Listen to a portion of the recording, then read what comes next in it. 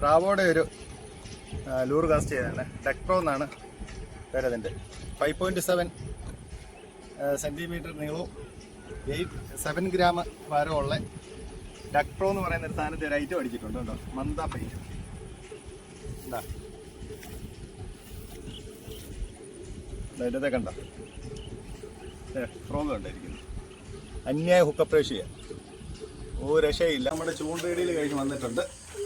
സാധനം എത്രയുണ്ട്, പക്ഷെ ഫുള്ള് വീഡിയോ ഒന്നും എടുക്കാൻ പറ്റിയില്ല, കാലാവസ്ഥ ഇച്ചിരി മോശമായിരുന്നു. വരെ നമുക്ക് മൊത്തം മീനും അടിച്ചേക്കുന്ന ഒരു ഇത്രയും കുഞ്ഞു ഫ്രോഗ് ഒരു ചെറുമീൻ വരെ അടിക്കും.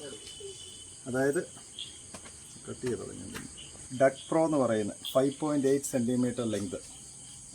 കുഞ്ഞ സാധനമാണ്, പക്ഷേ അന്യായ റിസൾട്ടാണ്. ഇതാണ് സാധനം.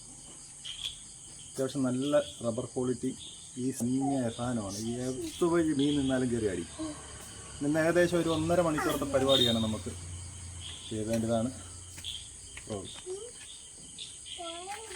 കണ്ണു അടച്ചെടുക്കാം. നമ്മൾ ഉപയോഗിച്ച ട്രാക്കേഴ്സ് ഓഷ്യൻ സ്റ്റേജിൻ്റെ 7 ഫീറ്റ് റോഡും ഷിമാനോയുടെ വെയിലുമാണ്. നമ്മൾ ട്രാക്കേഴ്സ് എടുത്തതായ ലെസൺ ട്രാക്കേഴ്സിൽ നിന്നാണ്.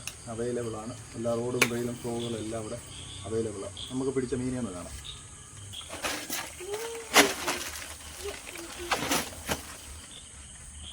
കണ്ടോ, ഒരാളുടെ സൈസ് കണ്ടോ, സൈസ് വരാലോ.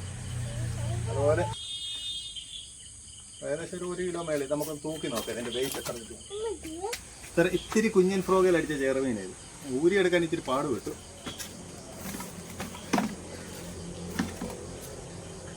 ഒന്ന് 266. ബാക്കി ഫുള്ള് മീൻറ്റേയും കൂടെ തൂക്കം നോക്കാം. 266.